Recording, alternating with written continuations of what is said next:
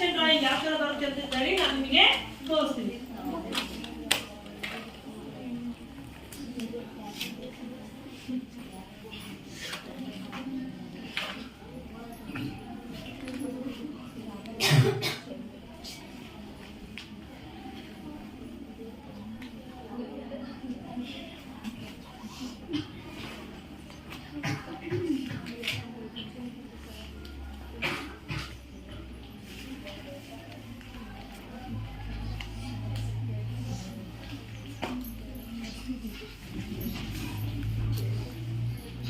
ಇಲ್ಲಿ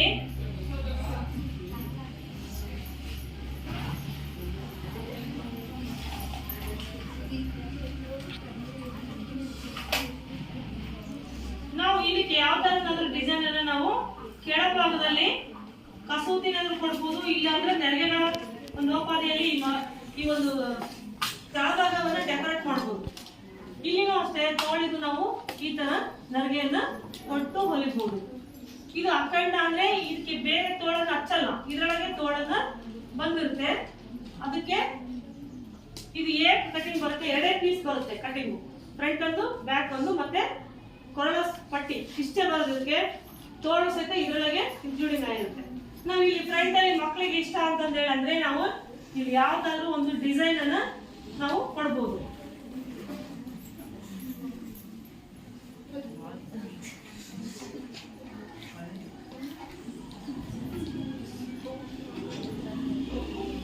ಇದನ್ನ ಸ್ಪಂಜ್ ಇಟ್ಬಿಟ್ಟು ಈ ತರ ಮೆಜರ್ಮೆಂಟ್ ಗೆ ಸ್ಪಂಜ್ ಈ ತರ ಕಟ್ ಮಾಡ್ಬಿಟ್ಟು ಆ ಸ್ಪಂಜ್ ಒಳಗಡೆ ಇಟ್ಟು ಮೇಲೆ ಬಟ್ಟೆನ ಕೊಲರಿಂದ ಇದೊಂಥರ ಟ್ಯೂಬ್ ತರ ಬರುತ್ತೆ, ಅಂದ್ರೆ ಎಂಬೋಸ್ ತರ ಕಾಣಿಸುತ್ತೆ. ಗೊಂಬೆ ನೀವು ಗುಬ್ಬಿಸ್ತಾರಪ್ಪ ಅಂತಂದೇಳಿ ಆ ತರ ಕಾಣಿಸುತ್ತೆ. ನಾವ್ ಏನಾದ್ರೂ ಒಂದು ಡಿಸೈನ್ ಅನ್ನ ಇದಕ್ಕೆ ಕೊಡಬಹುದು. ಈಗ ಇದು ಪ್ಯಾಚ್ ವರ್ಕ್ ಮಾಡ್ಬೋದು, ಎಂಬೋಸ್ ತರ ಸ್ಪಂಜ್ ಅನ್ನ ಒಳಗಡೆ ಇಟ್ಬಿಟ್ಟು ಮೇಲೆ ಬಟ್ಟೆಯನ್ನ ಹಾಕಿ ಹೊಲಿಬಹುದು. ಅದು ಬೇಡಪ್ಪ ಅಂದ್ರೆ ಇದನ್ನೇ ಕಸೂತಿ ಎಂಬ್ರಾಯ್ಡರಿಯಲ್ಲಿ ತೋರಿಸಬಹುದು. ಈ ತರ ಹಲವಾರು ವಿಧದಲ್ಲಿ ಮಕ್ಕಳಿಗೆ ಅಟ್ರಾಕ್ಷನ್ ರೀತಿಯಲ್ಲಿ ಯಾವ್ದಾದ್ರು ಮಕ್ಕಳು ಕಲರ್ ಕಾಣ್ತಂದ್ರೆ ತುಂಬಾ ಇಷ್ಟಪಡ್ತಾರೆ. ಹಂಗಾಗಿ ಈ ತರ ನಾವು ಡ್ರೆಸ್ಸಿಗೆ ಹಾಕೊಂಡಾಗ ಆ ಮಕ್ಕಳು ಇಷ್ಟಪಟ್ಟು ಅವುಗಳನ್ನ ಹಾಕೋತಾರೆ. ಹಂಗಾಗಿ ನಾವು ನಮ್ಮ ಒಂದು ಇನೋವೇಷನ್ಸ್ ಅಂದ್ರೆ ಯಾವ್ದಾರ ನಾವು ಅದನ್ನ ಕ್ರಿಯೇಟ್ ಮಾಡ್ತೀವಿ ಅನ್ನೋದ್ರ ಮೇಲೆ ಡ್ರೆಸ್ಗಳು ನಿಂತಿರ್ತಾವೆ. ಹಳೆ ಅರಿವಿ ಇರ್ಬೋದು, ಹೊಸ ಅರಿವಿ ಇರ್ಬೋದು, ಹೊಲಿಯೋದೊಂದು ಒಂದು ಕ್ರಿಯೇಟ್ ಆಗಿ ಬೇರೆ ಬೇರೆ ವಿಧಾನವನ್ನ ಅನುಸರಿಸೋದಿತ್ತಲ್ಲ, ಅದು ಬಹಳ ಇಂಪಾರ್ಟೆಂಟ್. ಅದು ಆ ಹೊಸ ಬಟ್ಟೆ ಹಳೆ ಬಟ್ಟೆ ಅನ್ನೋಕ್ಕಿಂತ ಅದು ಚೆಂದಾಗಿ ಕಂಡ್ರೆ ಅದನ್ನ ಎಲ್ಲರೂ ಇಷ್ಟಪಡ್ತಾರೆ. ಅರ್ಥ ಆಯ್ತಾ? ಇದನ್ನ ಯಾವ ತರ ಕನ್ಸ್ಟ್ರಕ್ಷನ್ ಮಾಡ್ಬೇಕು, ಯಾವ ರೀತಿ ಇದನ್ನ ಚಿತ್ರವನ್ನ ಬಿಡಿಸ್ಬೇಕು. ಇಲ್ಲಿ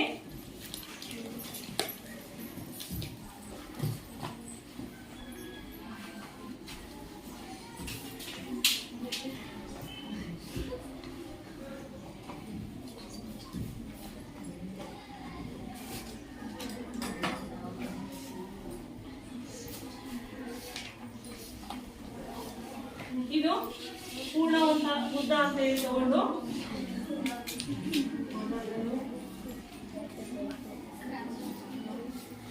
ಇಲ್ಲಿ ಭುಜ ಬಂದು ಎದೆ ಸುತ್ತಳತೆಯನ್ನು ಒಳಗೊಂಡು ಭುಜವನ್ನು ತಗೊಳ್ತೀವಿ ನಾವು. ಬೇರೆ ಟೈಮಲ್ಲಿ ಏನ್ ಮಾಡ್ತೀವಿ, ಎದೆ ಸುತ್ತಳತೆ ತಗೊಂಡ್ಬಿಟ್ಟು ಅದಕ್ಕೆ ಭುಜನ ನಾವು ಕಡಿಮೆ ತಗೊಳ್ತೀವಿ. ಇಲ್ಲ ಹಂಗಲ್ಲ, ಎದೆ ಸುತ್ತಿಯನ್ನು ಒಳಗೊಂಡೇ ಭುಜ ಬರುತ್ತೆ. ಹಂಗಾಗಿ ಭುಜವನ್ನು ನಾವು ಲಾಂಗ್ ಆಗಿ ತಗೊಂಡಿರ್ತೀವಿ.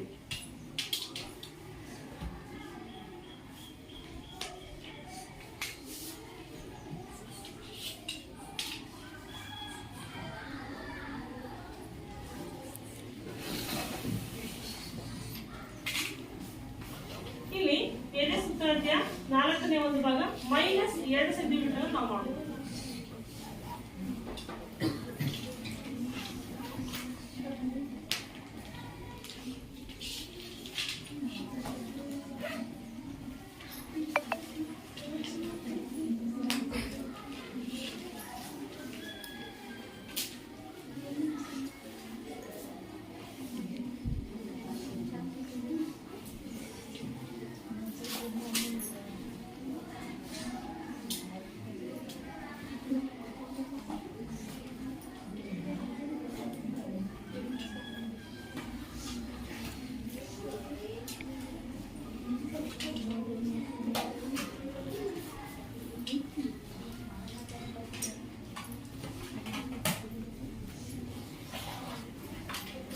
ಈ ತರ ಚಿತ್ರ ಬರುತ್ತೆ. ನಾವು ಚಿತ್ರಕ್ಕೆ ಒಂದು ನಂಬರ್ ಅನ್ನ ಕೊಡ್ಬೇಕಾಗುತ್ತೆ. ನಂಬರ್ ಕೊಡೋಣ.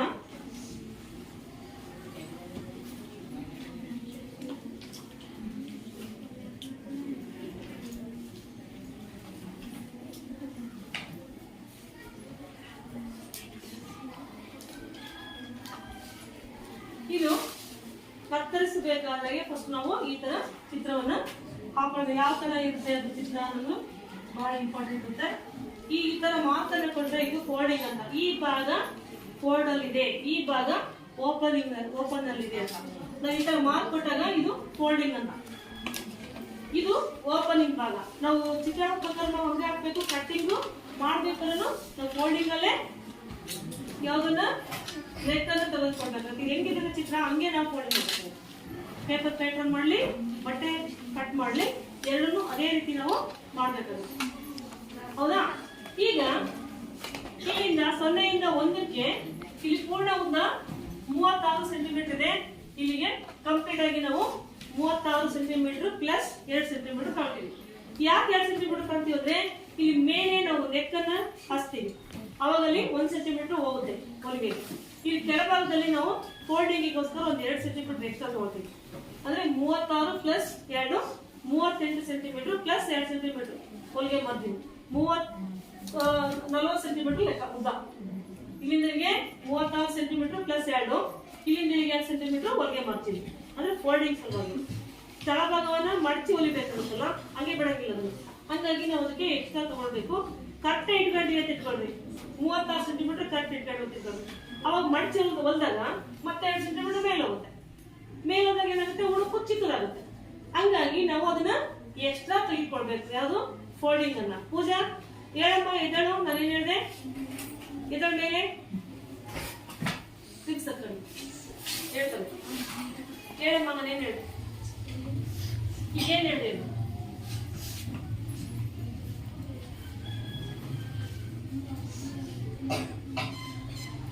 ನೀನ್ ಹೇಳಮ್ಮ, ಯಾರು ಹೇಳ್ತೀರಾ? ಅದೇನ್ ಹೇಳಿದೆ? ಎದ್ದಿದ್ಮೇಲೆ ಹೇಳಿ. ಯಾರು ಹೇಳ್ತಾರೆ? ನೋಡು, ಪಾಠ ಕೇಳೋ ಕಡೆ ಲಕ್ಷ ಇರ್ಬೇಕು. ನೋಡಿ, 0ಯಿಂದ 1 ಪೂರ್ಣ ಉದ್ದ ಪ್ಲಸ್ 2 ಸೆಂಟಿಮೀಟರ್ ಫೋಲ್ಡಿಂಗು, 1ರಿಂದ 2ಕ್ಕೆ 2 ಸೆಂಟಿಮೀಟರ್ ಮಡಿಕೆ ಹೇಳಿ ತೆಗೆದುಕೊಳ್ಬೇಕು. ಇಲ್ಲಿ 0ಯಿಂದ 3ಕ್ಕೆ ಎದೆ ಸುತ್ತಳತೆ ಎಷ್ಟಿದೆ? 40 ಸೆಂಟಿಮೀಟರ್ ಇದೆ. ಅದನ್ನ 4ನೇ ಒಂದು ಭಾಗ ಮಾಡಿದಾಗ 10 ಬರುತ್ತೆ. 4 ಒಂದ್ಲೆ 4 0, ಇಲ್ಲಿ 10 ಸೆಂಟಿಮೀಟರ್ ಬರುತ್ತೆ. ಹೌದಾ? ಇಲ್ಲಿ 0 ಏನು ಬರಲ್ಲ, ಶೇಷ 10 ಸೆಂಟಿಮೀಟರ್ ಬರುತ್ತೆ. ಈ 10 ಸೆಂಟಿಮೀಟರ್ ಏನ್ ಮಾಡ್ಬೇಕು, ನಾವು ಒಂದು 2 ಸೆಂಟಿಮೀಟರ್ ಲೆಸ್ ಮಾಡಿ ಇಟ್ಕೊಳ್ತೀವಿ. 2 ಸೆಂಟಿಮೀಟರ್ ಅಂದ್ರೆ ಎಷ್ಟು? 8 ಸೆಂಟಿಮೀಟರ್ ಇಲ್ಲಿಂದ ಇಲ್ಲಿ ತಗೊಳ್ಬೇಕು. ಇಲ್ಲಿಂದ ಇಲ್ಲಿ 0ಯಿಂದ 3ಕ್ಕೆ. ಅದಾ 0, 3 ಮತ್ತು 6, 4 ಸೇಮ್ ಮೆಜರ್ಮೆಂಟ್ ಇರ್ತವೆ. ಅವು ಏನು ವ್ಯತ್ಯಾಸ ಆಗಲ್ಲ. 0, 2, 6, 5 ಸೇಮ್ ಮೆಜರ್ಮೆಂಟ್ ಇರ್ತವೆ. ಅಂದ್ರೆ ಸ್ಕ್ವೇರ್ ಕರೆಕ್ಟಾಗಿ ಹಾಕೊಳ್ಬೇಕು. ಒಳಗಡೆ ನಾವು ಈಗ ಅವರು ಬೇರೆ ಬೇರೆ ರೀತಿಯಲ್ಲಿ ಮೆಜರ್ಮೆಂಟ್ ಅನ್ನ ಅಳವಡಿಸ್ಕೊಳ್ತೀವಿ. ಇಲ್ಲಿ 0, 4ಕ್ಕೆ ನಾವೇನ್ ಮಾಡ್ತೀವಿ? ಸ್ಟ್ರೇಟ್ ಲೈನ್ ಅನ್ನು ಹಾಕೊಳ್ತೀವಿ. 1, 5ಕ್ಕೂ ಸ್ಟ್ರೇಟ್ ಲೈನ್ ಹಾಕೊಳ್ತೀವಿ. 0, 6ಕ್ಕೂ ಸ್ಟ್ರೇಟ್ ಲೈನ್ ಹಾಕೊಳ್ಬೇಕು. ಇಲ್ಲಿ 9ರಿಂದ 10ಕ್ಕೆ ನಾವು 5 ಸೆಂಟಿಮೀಟರ್ ಕೆಳಭಾಗಕ್ಕೆ ಪಾಯಿಂಟ್ ಮಾಡ್ಕೋಬೇಕು. ಇಲ್ಲಿಂದ 9ರಿಂದ 10ಕ್ಕೆ 5 ಸೆಂಟಿಮೀಟರ್ ಪಾಯಿಂಟ್ ಮಾಡ್ಕೊಂಡು, ಇಲ್ಲಿಂದ 5ರಿಂದ 11ಕ್ಕೆ 2 ಸೆಂಟಿಮೀಟರ್ ಪಾಯಿಂಟ್ ಮಾಡ್ಕೊಂಡು, 11, 10, 4ಅನ್ನ ಈ ತರ ಕ್ರಾಸ್ ಆಗಿ ಬೆಂಡ್ ಆಗಿ ನಾವು ಸೇರಿಸಬೇಕು. ಯಾಕೆ ಕ್ರಾಸ್ ಆಗಿ? ನೀವು ಕೇಳಬಹುದು, ಸ್ಟ್ರೇಟ್ ಹಾಕಿದ್ರೆ ಆಗಲ್ಲ ಮಿಸ್ ನೀವು ಅಂತಂದ್ರೆ, ಹಿಂಗೆ ಸ್ಟ್ರೇಟ್ ಹೇಳೋದು ಹಿಡಿಯಲ್ವಾ ಅಂತ. ನಡೀತಾ? ಯಾಕೆ ಸ್ಟ್ರೇಟ್ ಎಳಿಬಾರ್ದು ಅಂತಂದ್ರೆ ಅದು ಕಂಕುಳ ಬರುತ್ತೆ. ಕಂಕುಳ ಬಂದಾಗ ಸ್ಟ್ರೇಟ್ ಹೇಳಿದಾಗ ಏನಾಗುತ್ತೆ, ಹಂಗೆ ಹಿಂಗ್ ನಿಂತ್ಕೊಂಡ್ಬಿಡ್ತಾವ. ನಮಗೆ ಮೂವ್ಮೆಂಟ್ಸ್ ಬೇಕಾಗಿರೋದ್ರಿಂದ ಇಲ್ಲಿ ನಾವು ಬೆಂಡ್ ಕೊಡ್ತೀವಿ. ಹಿಂಗೆ ಹಾಕ್ಬಿಡ್ಬೋದು. ಹಿಂಗೆ ಯಾಕೆ ಬರಲ್ಲ ಮಿಸ್ ಅಂತ ಕೇಳ್ಬೋದು ಇಲ್ವಾ? ಕರೆಕ್ಟ್ ಕ್ವಶನ್ ಕೇಳ್ಬೋದು. ಯಾಕೆ ಬರಲ್ಲ ಮಿಸ್? ಹಿಂಗೆ ಹಾಕ್ಬಿಡ್ಬೋದಲ್ಲ ಸ್ಟ್ರೇಟ್ ಆಗಿ, ಇದ್ಯಾಕೆ ಬೆಂಡ್ ಮಾಡ್ಬೇಕು ಅಂತ. ಯಾಕೆ ಅಂತಂದ್ರೆ ಇಲ್ಲಿ ಸ್ಟ್ರೇಟ್ ಹಾಕೋದ್ರಿಂದ ಹಿಡ್ಕೊಂತ ನಾವು ಹೊಲಿಗೆ ಹಾಕ್ತೀವಿ. ಇಲ್ಲಿ ಹೊಲಿಗೆ ಹಾಕಿದಾಗ ಏನಾಗುತ್ತೆ, ಇಲ್ಲಿ ಹಿಡ್ಕೊಂಡ್ಬಿಡ್ಬೇಕು. ಅದಕ್ಕೋಸ್ಕರನೇ ನಾವು ಈ ತರ ಬೆಂಡ್ ಎಲ್ಲ ಹಾಕೊಂಡಾಗ ಕರೆಕ್ಟ್ ಆಗಿ ಕಂಕಣದ ಶೇಪ್ ಕರೆಕ್ಟ್ ಆಗಿ ಕೂಡುತ್ತೆ. ಅಲ್ಲಿ ಮೂವ್ಮೆಂಟ್ಸ್ ಚೆನ್ನಾಗಿರುತ್ತೆ. ಹಂಗಾಗಿ ನಾವು ಇಲ್ಲಿ ಶೇಪ್ ಮಾಡಬೇಕು. ಎಲ್ಲಿ ಶೇಪ್ ಕೊಡಬೇಕು ಅದು ನೀವು ಕ್ಲಿಯರ್ ಆಗಿ ಗೊತ್ತಿರಬೇಕು. ಇಲ್ಲ ಅಂದ್ರೆ ಗೋಣಿ ಚೀಲ ಹಾಕ್ತಾರೆ ಮೈ ಅದಕ್ಕೋಸ್ಕರನೇ ಶೇಪ್ ಅನ್ನ ಸರಿಯಾಗಿ ತಿಳ್ಕೊಳ್ಬೇಕು. ಇಲ್ಲಿ ಯಾಕೆ ಶೇಪ್ ಕೊಡ್ತೀವಿ ಅಂದ್ರೆ ಇಲ್ಲಿ ನಾವು ಹೊಲಿಗೆಯನ್ನು ಹೊಲಿತೀವಲ್ಲ, ಇಲ್ಲಿ ಇದು ಜಾಸ್ತಿ ಆದ್ರೆ ಇಲ್ಲೇ ಬರ್ತದೆ. ಹಂಗಾಗಿ ನಾವು ಒಂದ್ ಸ್ವಲ್ಪ ಈ ಶೇಪ್ ಅನ್ನು ಕೊಟ್ಟಿರ್ತೀವಿ, ಅವಾಗ ಅದು ಕರೆಕ್ಟ್ ಆಗಿ ಕೂಡುತ್ತೆ. ಇನ್ನ 0ಯಿಂದ 8ಕ್ಕೆ 2.5 ಸೆಂಟಿಮೀಟರ್ ನಾವು ಪಾಯಿಂಟ್ ಮಾಡ್ತೀವಿ. ಇದು ನೆಕ್ ಅನ್ನ ಡೀಪ್ ಕಾಣಲ್ಲ, ಬೋಟ್ ನೆಕ್ ತರ ಬರುತ್ತೆ. ಬೋಟ್ ನೆಕ್ ಅಂದ್ರೆ ಗೊತ್ತಲ್ಲ, ಬೋಟ್ ನೆಕ್ ತರ ಬರುತ್ತೆ. 0ಯಿಂದ 8ಕ್ಕೆ 2.5 ಸೆಂಟಿಮೀಟರ್ ಇಡ್ತೀವಿ. ಇಲ್ಲಿಂದ ಇಲ್ಲಿಗೆ ನಮಗೆ ಕೊರಳನ್ನ ರೆಡಿ ಕೊಟ್ಬಿಟ್ಟಿರ್ತಾರೆ. ನಮಗೆ ಕೊರಳು ಕೊಟ್ಟಿಲ್ಲ ಅಂತಂದ್ರೆ ನಾವೇನ್ ಮಾಡ್ಬೇಕು, ಎದೆ ಸುತ್ತಳತೆ 4ನೇ ಒಂದು ಭಾಗ ತಗೊಂಡ್ಬಿಟ್ಟು ಇಡಬೇಕಾಗುತ್ತೆ. ಸೇಮೇ ಬರ್ತದೆ, ಏನ್ ಚೇಂಜ್ ಇಲ್ಲ. ಇಲ್ಲಿ ಕೊರಳು 20 ಸೆಂಟಿಮೀಟರ್ ಇದೆ, 20ನ್ನ ಅರ್ಧ ಮಾಡ್ತೀವಿ ನಾವು, 10 ಸೆಂಟಿಮೀಟರ್ ಇಡ್ತೀವಿ. ಎದೆ ಸುತ್ತಳತೆ 4ನೇ ಒಂದು ಭಾಗ ಎಷ್ಟು ಬರುತ್ತೆ? ಹೌದಾ? 4ನೇ ಒಂದು ಭಾಗನಾದ್ರೂ ಇಡ್ಬೋದು, ಕೊರಳ ಸುತ್ತಳತೆಯ ಅರ್ಧ ಭಾಗನಾದ್ರೂ ಇಡಬಹುದು. ಎಲ್ಲರೂ ಸೇಮ್ ಬರ್ತದೆ. ಇಲ್ಲಿಂದ ಇಲ್ಲಿಗೆ ನಾವು 2 ಸೆಂಟಿಮೀಟರ್ ಹೊರಗೆ ಮಾಡ್ತೀವಿ. ನಮ್ಮ ಕೊಟ್ಟಿಲ್ಲ ನಾನು 12, 13. ಇಲ್ಲಿ 2 ಸೆಂಟಿಮೀಟರ್ ಎಕ್ಸ್ಟ್ರಾ ತಗೊಳ್ಬೇಕು. ಇಲ್ಲಿಗೆ 6ರಿಂದ 12ಕ್ಕೆ ಮತ್ತೆ 4ರಿಂದ 13ಕ್ಕೆ ತಗೊಂಡ್ಬಿಟ್ಟು ನಾವೇನ್ ಮಾಡ್ಬೇಕು, ಶೇಪ್ ಕೊಡ್ಬೇಕು. ಯಾಕೆ ಅಂತಂದ್ರೆ ಅಲ್ಲಿನೂ ಮಡ್ಚಿಲಿಬೇಕು, ತೋಳಿಗೂ ಮಡ್ಚಿಲಿಬೇಕು, ಹಂಗೆ ಬಿಡಂಗಿಲ್ಲ. ಹಂಗಾಗಿ ನಾವು ಅಲ್ಲೇ ಒಂದು ಸ್ವಲ್ಪ ಎಕ್ಸ್ಟ್ರಾ ಕ್ಲಾತ್ ಅನ್ನ ತೆಗೆದುಕೊಳ್ತೀವಿ. ಇಲ್ಲಿ ಈಗ ನೆಕ್ ಪೀಸ್ ತಗೋಬೇಕು. ಈಗ ಇದು ನೋಡ್ಕೊಂಡ್ರಿ, ಕನ್ಸ್ಟ್ರಕ್ಷನ್ ಮುಗಿತು. ಅರ್ಥ ಆಯ್ತಾ? ಇದು ಅರ್ಥ ಆಯ್ತಾ? ಯಾರು ಒಂಚೂರು ಹೇಳ್ತೀರಾ ಇದ್ರ ಬಗ್ಗೆ? ಬಂದು ಹೇಳ್ತೀರಾ? ಒಬ್ರು ಬರಿಗಡೋಣ, ಯಾರಾದ್ರೂ ಒಬ್ರು ಬನ್ರಿ. ನಿಮಗೆ ಏನಾಗೈತೆ ಒಂದ್ಸಲ ಅರ್ಥ ಆಗಿದ್ದು ನನಗೆ ಬೇಕಲ್ಲ. ಬನ್ನಿ, ಎತ್ ಬರ್ರಮ್ಮ, ಬಾ ಮೌಷ, ಬಾ ಬಾರಮ್ಮ. ಬನ್ನಿ, ನೀವು ಏನು ತೆಗೆದು ಫಸ್ಟ್ ಹೇಳು. ಎತ್ ಬಾರ ಗಡಮ್ಮ, ಬಾರ ಗಡ.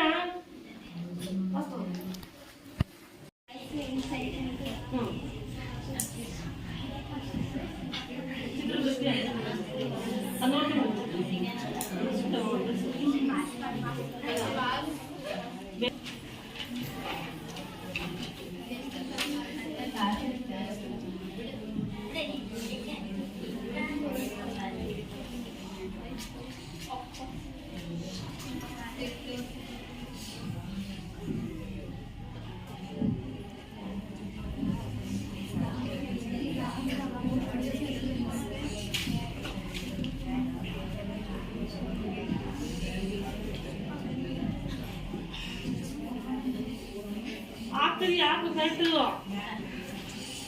ಯಾಕೆ ಇದು ಮಾಡ್ತಿದ್ಯಾ? ಕರೆಕ್ಟ್ ಹಾಕಿದೆಯಲ್ಲ, ಬರಲ್ಲ. ಅರ್ಥ ಆಯ್ತಾ? 0ಯಿಂದ 6ಕ್ಕೆ ಎದೆ ಸುತ್ತಳತೆ 4ನೇ ಒಂದು ಭಾಗ ಪ್ಲಸ್ 2 ಸೆಂಟಿಮೀಟರ್, 0ಯಿಂದ 3ಕ್ಕೆ ಎದೆ ಸುತ್ತಳತೆ 4ನೇ ಒಂದು ಭಾಗ ಮೈನಸ್ 2 ಸೆಂಟಿಮೀಟರ್, 0ಯಿಂದ 1ಕ್ಕೆ ಪೂರ್ಣ ಉದ್ದ. ಆಮೇಲೆ 3, 4 ಮತ್ತೆ 0, 6 ಮತ್ತೆ 5, 2ಕ್ಕೆ ಸೇಮ್ ಮೆಜರ್ಮೆಂಟ್ ಇರ್ಬೋದು, 2 ಈಕ್ವಲ್ ಅಂತ, ಎಲ್ಲವೂ ಮೆಜರ್ಮೆಂಟ್ ಸೇಮ್ ಆಗಿರ್ತೇವೆ ಅಂತ. 4ರಿಂದ 9ಕ್ಕೆ 5 ಸೆಂಟಿಮೀಟರ್, 9ರಿಂದ 10ಕ್ಕೆ 5 ಸೆಂಟಿಮೀಟರ್ ಪಾಯಿಂಟ್ ಪಡ್ಕೊಂಡು 4, 10, 11ಕ್ಕೆ ಈ ತರ ಶೇಪ್ ಅನ್ನ ಕೊಡ್ಬೇಕು. ಇದು ಜಬ್ಲಾದ ಒಂದು ಕನ್ಸ್ಟ್ರಕ್ಷನ್ ಆಯ್ತು. ಇದನ್ನ ನಾವು ಅದೊಂದು ಶೇಪ್ ತಗೋಬೇಕಲ್ಲ, ನೆಕ್ ಪೀಸ್ ಅನ್ನ, ಅದನ್ನ ಯಾವ ರೀತಿ ಮಾಡ್ಬೇಕು ಅಂತ.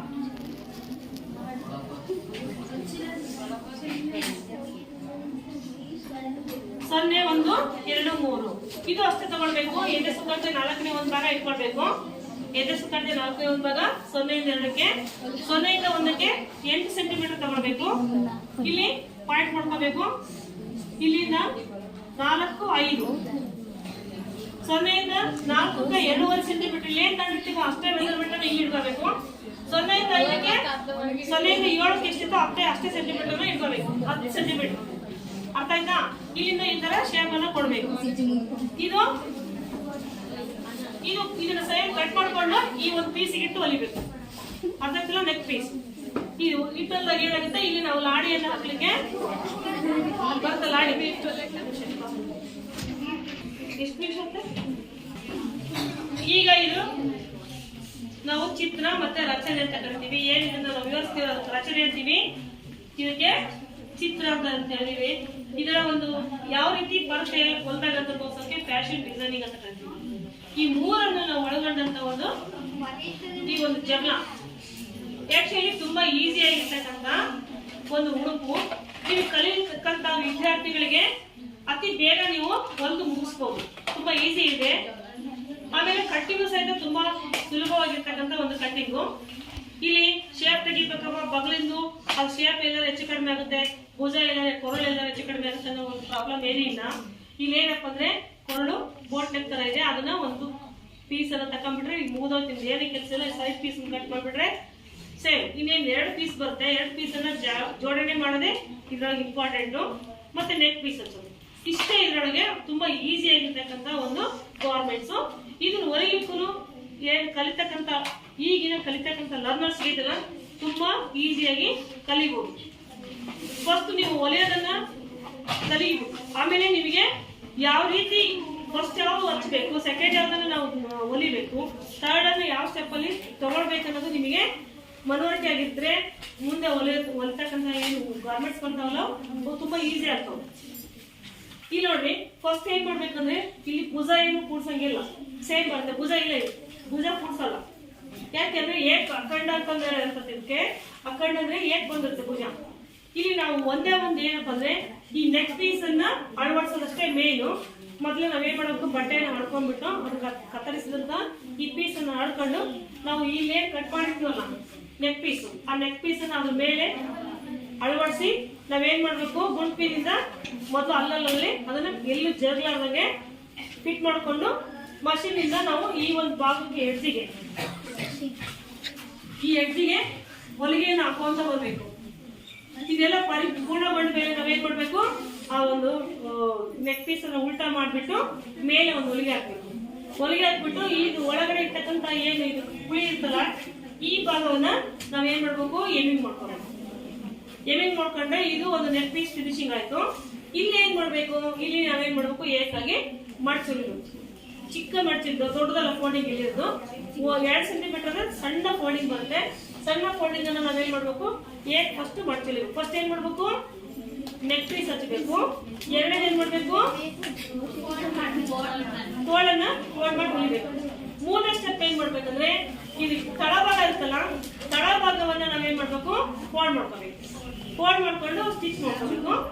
ನಂತರ ಲಾಸ್ಟ್ ನಾವು ಏನ್ ಮಾಡ್ಬೇಕಂದ್ರೆ ಈ ಭಾಗವನ್ನ ಹೊಲಿಗೆ ಹಾಕೋಬೇಕು. ಎಷ್ಟು ಸ್ಟೆಪ್, ಒಂದು ನೆಕ್ ಪೀಸು, ಎರಡನೇದು ತೋಳಿನ ಫೋಲ್ಡಿಂಗು, ಮೂರನೇದು ತಳಭಾಗದ ಫೋಲ್ಡಿಂಗು, ನಾಲ್ಕನೇದು ಸೈಡ್ ಜೋಡಣೆ. ಇಷ್ಟೇ.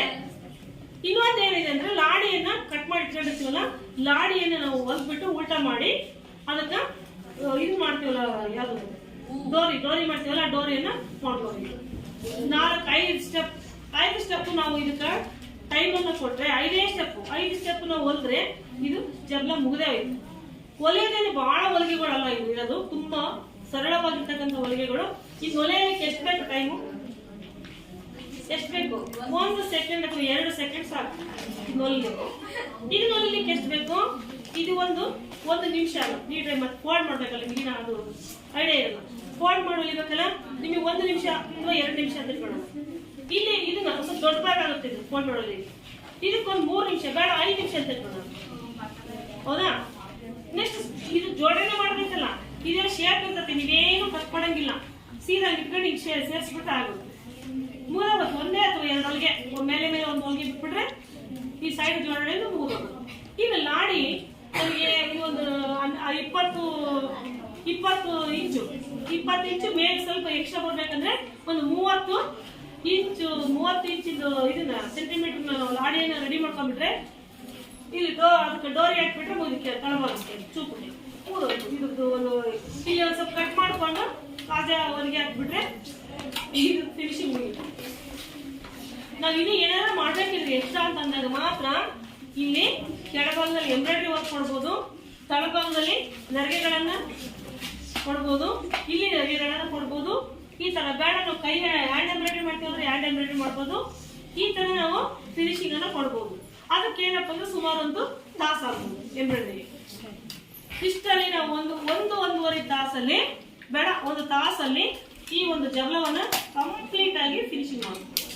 ಕಂಪ್ಲೀಟ್ ಆಗಿ ಎಷ್ಟು ನಿಮ್ಮ ಮನೆಯಲ್ಲಿ ಚಿಕ್ಕ ಮಕ್ಕಳು ಇದಾವೆ, ನಾವು ಏನಾದ್ರೂ ಒಂದು ಮಾಡ್ಬೇಕು, ಅವ್ರಿಗೆ ಏನಾದ್ರು ಒಂದು ಹೊಸದಾಗಿ ನಮ್ಮ ಅಕ್ಕನೋ ತಂಗಿನೋ ನಮಗೆ ಮಾಡ್ಕೊಟ್ಟಿದ್ದಾಳೆ ಅಂತಂದ್ರೆ ಆ ಮಕ್ಕಳಿಗೆ ತುಂಬಾ ಇಷ್ಟ ಆಗುತ್ತೆ.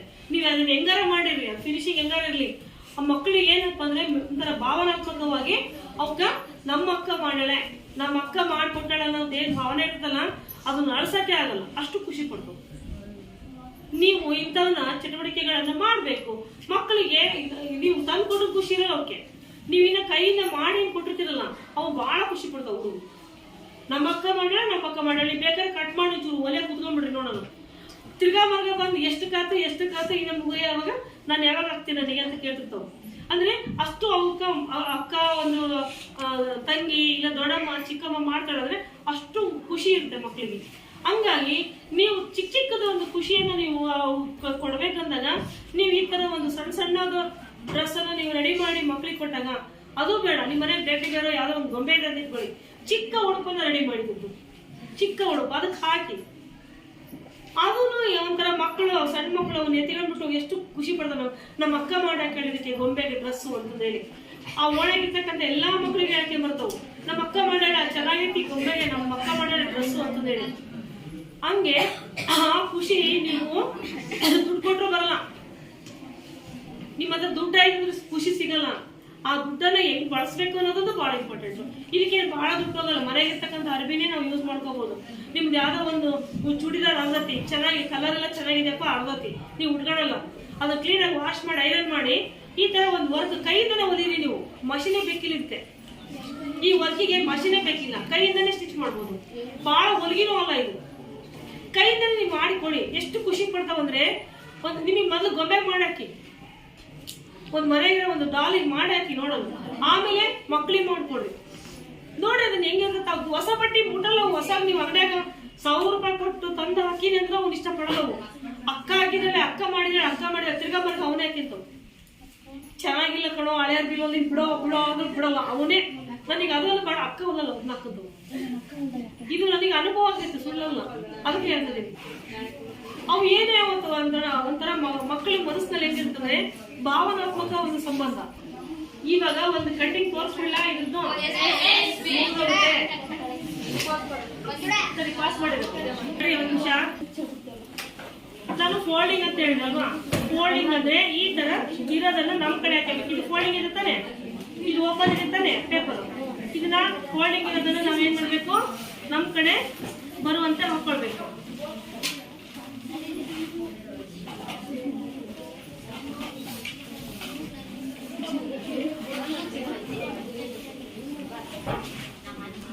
ಇದನ್ನ 4 ಫೋಲ್ಡಿಂಗ್ ತಗೊಳ್ಬೇಕು. 4 ಫೋಲ್ಡಿಂಗ್ ಅನ್ನು ತಗೊಳ್ಬೇಕು. ನೋಡ್ಕೊಳ್ಳಿ ಇಲ್ಲಿ, ಹೌದಾ? ಇಲ್ಲಿ 4 ಪದರ ಇದಾವ, ಮಾಡು ಅದು 4 ಪದರ ಇದಾವ. ಇಲ್ಲಿ ಈ ಜೋಡಣೆ ಐತಲ್ಲ, ಇದು ನನ್ನ ಕಡೆ ಇರುತ್ತೆ. ಅವಾಗಲು ಯಾರು ಕಟ್ ಮಾಡ್ತಾರೋ ಅವ್ರ ಕಡೆ ಈ ಜೋಡಣೆ ಇರುತ್ತೆ.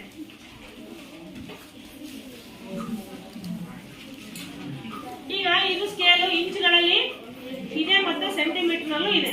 ಇಲ್ಲಿ ಸೆಂಟಿಮೀಟರ್ ತಗೊಂಡ್ರೆ 36 ಸೆಂಟಿಮೀಟರ್. ಇಲ್ಲಿ ಆಕ್ಚುಲಿ ಇದು 30 ಸೆಂಟಿಮೀಟರ್ ಇರುತ್ತೆ, 30 ಸೆಂಟಿಮೀಟರ್ ಇರುತ್ತೆ, 12 ಇಂಚ್ಗಳು ಇರುತ್ತೆ. ಅರ್ಥ ಆಯ್ತಾ? ಎಷ್ಟಿರುತ್ತೆ? ಎಷ್ಟಿರುತ್ತೆ ಸ್ಕೇಲು? 12 ಇದಕ್ಕೆ 1 ಫೂಟ್ ಅಂದ್ರೆ 1 ಅಡಿ ಇರುತ್ತೆ. ಈ ಮೆಜರ್ಮೆಂಟ್ ನಿಮ್ಗೆ ನೆನಪಿರ್ಬೇಕು. ಇದು 1 ಅಡಿಯಲ್ಲಿ ಇರುತ್ತೆ, 12 ಇಂಚ್ಗಳಲ್ಲಿ ಇರುತ್ತೆ, 30 ಸೆಂಟಿಮೀಟರ್ಗಳಿರುತ್ತೆ. ನಮ್ಮಲ್ಲಿ ಟೇಪ್ ಇಲ್ಲ ಅಂದ್ರೂ ಸಹಿತ ನಾವು ಇದನ್ನ ಯೂಸ್ ಮಾಡ್ಕೊಳ್ಬಹುದು. ಈಗ ನಾನು ಮೆಜರ್ಮೆಂಟ್ ಅನ್ನ ತಗೊಳ್ತೀನಿ. ಇಲ್ಲಿ 36 ಸೆಂಟಿಮೀಟರ್ ಅಂತ ಹೇಳಿದೆ. ನಾನು ನಿಮಗೆ ಕಾಡ್ಲಿನ ದೃಷ್ಟಿಯಿಂದ ಈ ಒಂದು ಇದನ್ನ ಯೂಸ್ ಮಾಡ್ತೀನಿ. ಈ 30 ಸೆಂಟಿಮೀಟರ್ ಪಾಯಿಂಟಿಂಗ್ ಇಲ್ಲ, ಅದು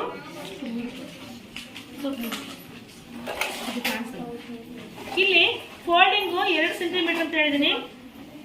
2 ಸೆಂಟಿಮೀಟರ್ ಫೋಲ್ಡಿಂಗು, 1 ಸೆಂಟಿಮೀಟರ್ 2 ಸೆಂಟಿಮೀಟರ್ ಒಳಗೆ ಬರ್ತೀನಿ. ಇದು ಕಡಿಮೆ ಇದೆ, ಟೇಪ್ ಉದ್ದ ಬರಲ್ಲ, ಅಷ್ಟಕ್ಕೆ ತೋರಿಸ್ತೀನಿ.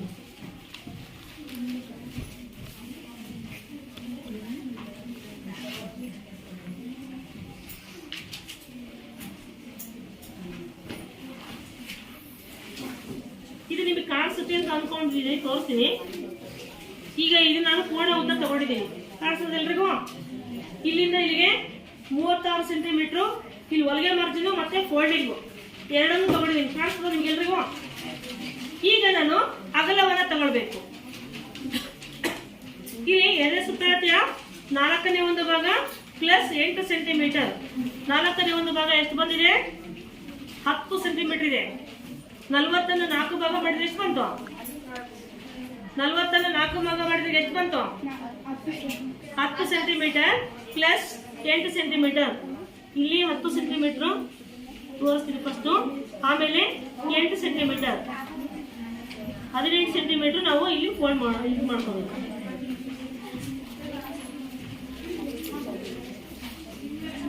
ಇಲ್ಲಿ 2 ಸೆಂಟಿಮೀಟರ್ ಹೊಲಿಗೆ ಮಾಡ್ತೀನಿ ಅಂತ ಹೇಳಿದೀನಿ. 2 ಸೆಂಟಿಮೀಟರ್ ಹೊಲಿಗೆ ಮಾಡ್ತೀನಿ.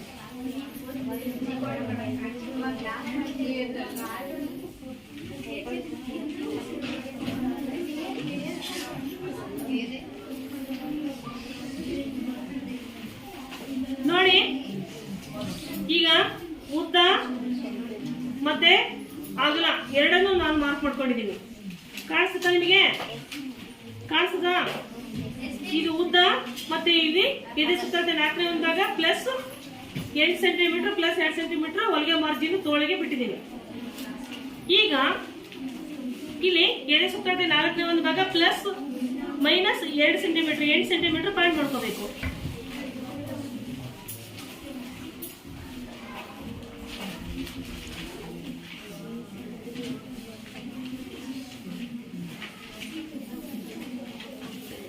ಈಗ ಕಾಣಿಸುತ್ತಾ?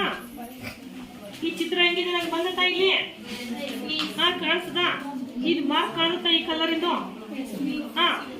ಈಗ ಮೇಲೆ 9 ರಿಂದ 5 ಸೆಂಟಿಮೀಟರ್ ತಗೊಳ್ಬೇಕು. ಇಲ್ಲಿಂದ ಕೆಳಭಾಗಕ್ಕೆ 5 ಸೆಂಟಿಮೀಟರ್ ಮಾರ್ಕ್ ಮಾಡ್ಕೋಬೇಕು.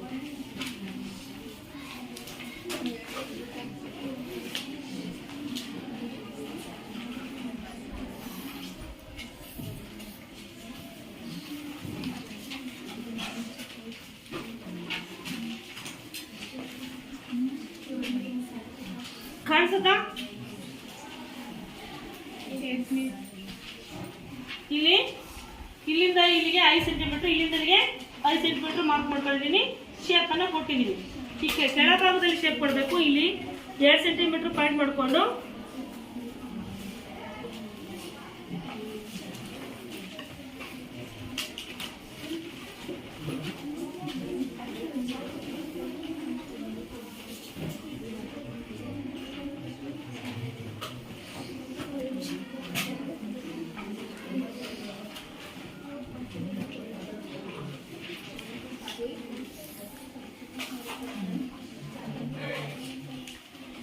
ಇದು ಮಾರ್ಕಿಂಗ್ ಕೆಳಭಾಗದಲ್ಲಿ ಇಲ್ಲಿಂದ ಇಲ್ಲಿಗೆ 2 ಸೆಂಟಿಮೀಟರ್ ಪಾಯಿಂಟ್ ಮಾರ್ಕ್ ಆಗಿದೆ. ಅದನ್ನ ಈ ತರ ಶೇಪ್ ಅನ್ನ ಕೊಟ್ಟಿದ್ದೀನಿ. ಇಲ್ಲಿ 2.5 ಸೆಂಟಿಮೀಟರ್ ಕೊರಳಿಗೆ ಅಂತ ಹೇಳಿದೆ. 2.5 ಸೆಂಟಿಮೀಟರ್ ಪಾಯಿಂಟ್ ಮಾಡ್ಕೋಬೇಕು. ಇಲ್ಲಿಂದ ಇಲ್ಲಿಗೆ 10 ಸೆಂಟಿಮೀಟರ್ ಪಾಯಿಂಟ್ ಮಾಡ್ಕೋಬೇಕು.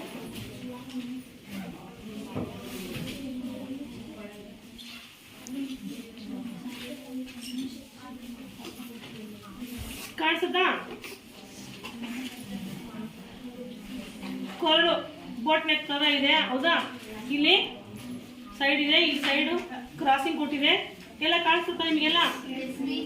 ಇದನ್ನ ಕತ್ರೆ ತೆಗೆದರೆ ಒಂಚೂರು ಕತ್ರೆ ಸಣ್ಣ ಕತ್ರೆ ಕೊಡಪ್ಪ, ತೋರಿಸ್ತೀನಿ ಕೊಡ. ನಮಗೆ ಬಾಗಲ್ಗಳು ಇದು ಕೊರಳು ಇಲ್ಲಾಕಿರ್ತಾರೆ, ಬೋಗಲು ಇಲ್ಲಾಕಿರ್ತಾರೆ. ಕಟ್ ಮಾಡಿ 4 ಪೀಸ್. ಅದಕ್ಕೆ ಫೋಲ್ಡಿಂಗ್ ಮಾಡೋದು ಬಹಳ ಇಂಪಾರ್ಟೆಂಟ್. ಯಾವ ರೀತಿ ಫೋಲ್ಡಿಂಗ್ ಮಾಡ್ಬೇಕಂತ ಈಗ ನಾನು ನನ್ನ ಕಡೆ ಇಟ್ಕೊಂಡು ನಾನು ಫೋಲ್ಡಿಂಗ್ ಮಾಡಿದ್ದೀನಿ. ಕಟ್ ಮಾಡ್ಬೇಕಾದ್ರೆ ನನ್ನ ಕಡೆಯಿಂದನೇ ಕಟ್ ಮಾಡ್ಕೋತೀನಿ. ನಾನು ನೋಡ್ಕೋಬೇಕು. ಬರೀ ಚಿತ್ರ ಹಾಕೋದು ಕಲ್ತ್ರೆ ಅಲ್ಲ, ಒಲೆಯೋದು ಕಲ್ತ್ರೆ ಅಲ್ಲ, ಈ ಕಡೆಗೆ ಕಟ್ಟಿಂಗು ಬಹಳ ಇಂಪಾರ್ಟೆಂಟು. ಯಾವ ಥರ ಫೋಲ್ಡಿಂಗ್ ಹಾಕ್ಬೇಕು, ಯಾವ ಥರ ಕತ್ತರಿಸ್ಬೇಕು ಅನ್ನೋದು ಭಾಳ ಇಂಪಾರ್ಟೆಂಟು. ಅದೇ ಸರಿ ಬರಲಿಲ್ಲ ಅಂದರೆ ಹೊಲಿಗೆ ಸರಿ ಬರಲ್ಲ. ಈಗ ನೋಡಿ ನಾನು ಹೆಂಗೆ ತೊಗೊತೀನಿ ಅಂದರೆ, ಇಲ್ಲಿ ಫೋಲ್ಡಿಂಗ್ ಅನ್ನೋದ್ರಲ್ಲಿ ಇಲ್ಲಿಂದ ತೊಗೊತೀನಿ. ಇಲ್ಲಿಂದ ತೊಗೊಂಡು ಈ ಥರ ಶೇಪ್ ತೊಗೊತೀನಿ, ಮತ್ತೆ ಬಾಲ್ ಕಟ್ ಮಾಡ್ಕೊತೀನಿ, ಆಮೇಲೆ ಕೋಲ್ ಕಟ್ ಮಾಡ್ಕೊತೀನಿ. ನೋಡ್ಕೊಳ್ರಿ.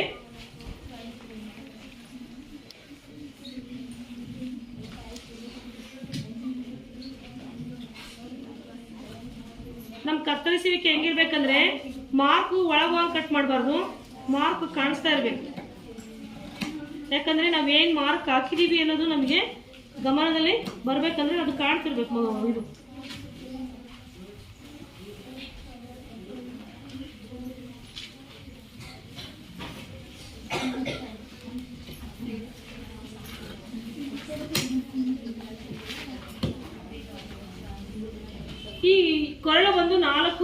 ಮಾಡಬೇಕು, ಹಿಂದೆ ಮುಂದೆ ಸೇಮ್ ಬರಬೇಕು.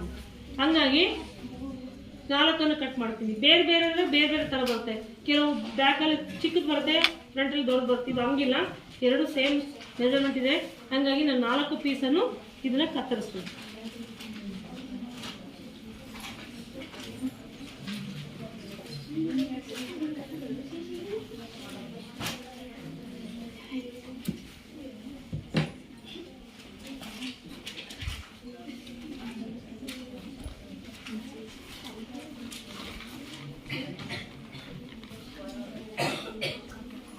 ಈ ತರ ಜವಳ ಬರುತ್ತೆ.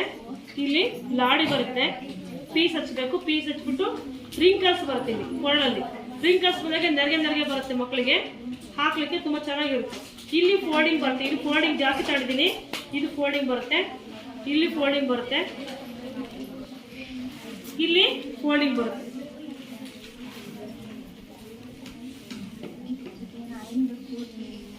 ಈ ಸುಮಾರು 1 ವರ್ಷ 9 ತಿಂಗಳು ಮಕ್ಕಳಿಗೆ ಹಾಕ್ಬೋದು. ಸೈಜ್ ಬೇಡ, 1-1.5 ವರ್ಷ ತನಕ ಹಾಕೋಬಹುದು. ಸ್ವಲ್ಪ ಮೇಲೆ ಹೋಗುತ್ತೆ, ಲೆಂತ್ ಕಮ್ಮಿ ಇರೋದಲ್ಲ, ಇದರಿಂದ ಚಿಕ್ಕ ಮಕ್ಕಳಿಗೆ ಅನುಕೂಲ. ಇನ್ನು ನಮಗೆ 1.5-2 ವರ್ಷ 3 ವರ್ಷ ಬೇಕಾದ್ರೆ ನಾವು ಲೆಂತ್ ಅಲ್ಲಿ ತಗೊಳ್ಬೇಕು, ವಿಡ್ತಲ್ಲಿ ಸ್ವಲ್ಪ ಜಾಸ್ತಿ ತಗೊಳ್ಬೇಕಾಗುತ್ತೆ. ಅವಾಗ ಅವ್ರಿಗೆ ಸರಿಯಾಗಿ ಆಗುತ್ತೆ.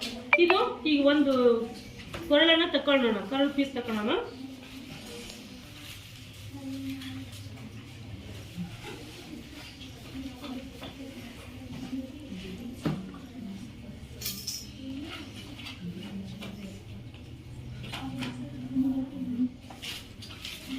ಕೊರಳು ಪೀಸ್ಗೆ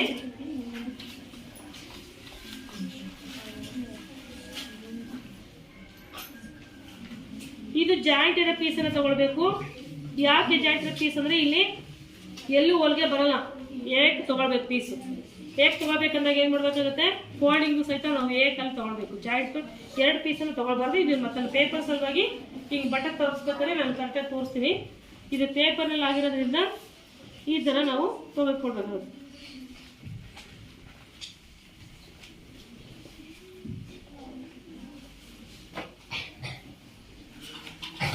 ಇದು ನಮಗೆ ಅಳತೆ ಮಾಡೋದು ಬೇಕಿಲ್ಲ.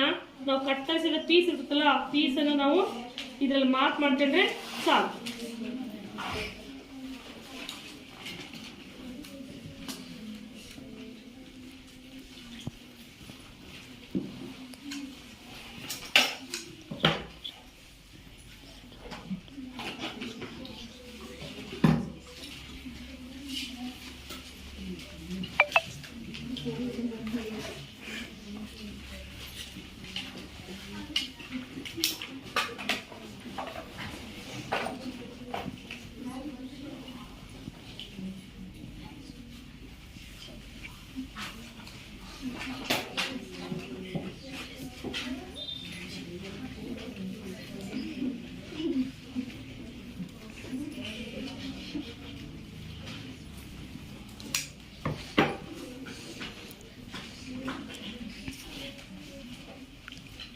ಈ ಥರ ನೆಕ್ ಪೀಸ್ ಬರುತ್ತೆ.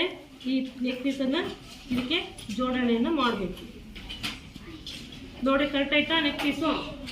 ಎಲ್ಲಾದ್ರೂ ವ್ಯತ್ಯಾಸ ಆಯ್ತಾ? ದೊಡ್ಡದು ಸಣ್ಣದು ಆದರೆ ಕುಂದ್ರಲ್ಲ. ಕರೆಕ್ಟಾಗಿ ಮೆಜರ್ಮೆಂಟ್ ತಗೊಂಡು ಕಟ್ ಮಾಡಿದಾಗ ಕರೆಕ್ಟಾಗಿ ಕೂಡುತ್ತೆ. ಅವಾಗ ನಮಗೆ ಹೊಲಿಲಿಕ್ಕೂ ಏನು ತೊಂದರೆ ಆಗಲ್ಲ. ದೊಡ್ಡದಾಯ್ತಂದ್ರೆ ರಿಂಕಲ್ಸ್ ಬರುತ್ತೆ ಇದು ಪೀಸು. ಅವಾಗ ಸುಕ್ ಬರುತ್ತೆ. ದೊಡ್ಡದು ಆಗಿಲ್ಲ, ಚಿಕ್ಕದು ಆಗಿಲ್ಲ. ಚಿಕ್ಕದು ಹಾಕಿದ್ರೆ ಇದು ಮೇನ್ ಬಟ್ಟೆ ಸುಕ್ ಬರುತ್ತೆ. ಹಂಗಾಗಿ ನಾವು ಕರೆಕ್ಟ್ ಮೆಜರ್ಮೆಂಟನ್ನು ಕಟ್ ಮಾಡಬೇಕಾಗುತ್ತೆ ನೆಕ್ ಪೀಸು. ಈ ಥರ ನಾವು ತೆಗೆದಾಗ ಎಲ್ಲೂ ಸುಕ್ ಬರಲ್ಲ, ನೀಟಾಗಿ ನಾವು ಹಚ್ಚಿ ಹೊಲಿಬೋದು. ಇಷ್ಟು ನಮಗೆ ಎಮಿಂಗ್ ಮಾಡೋಕ್ಕೆ ಸಲುವಾಗಿ ಇದನ್ನು ಎಕ್ಸ್ಟ್ರಾ ಕ್ಲಾತ್ ತೊಗೊಂಡಿರ್ತೀವಿ. ಇದು ಎಮಿಂಗ್ ಬರುತ್ತೆ, ಹಂಗಾಗಿ ಇದನ್ನು ಎಕ್ಸ್ಟ್ರಾ ಕ್ಲಾತನ್ನು ನಾವು ತೊಗೊಂಡಿರ್ತೀವಿ. ಇಲ್ಲಿ ಕೆಳಗಡೆ ಈ ಒಂದು ಮೇನ್ ಬಟ್ಟೆಗೆ ನಾವು ಹಚ್ಚಿಬಿಟ್ಟು ಇದನ್ನು ಎಮಿಂಗ್ ಮಾಡಬೇಕು.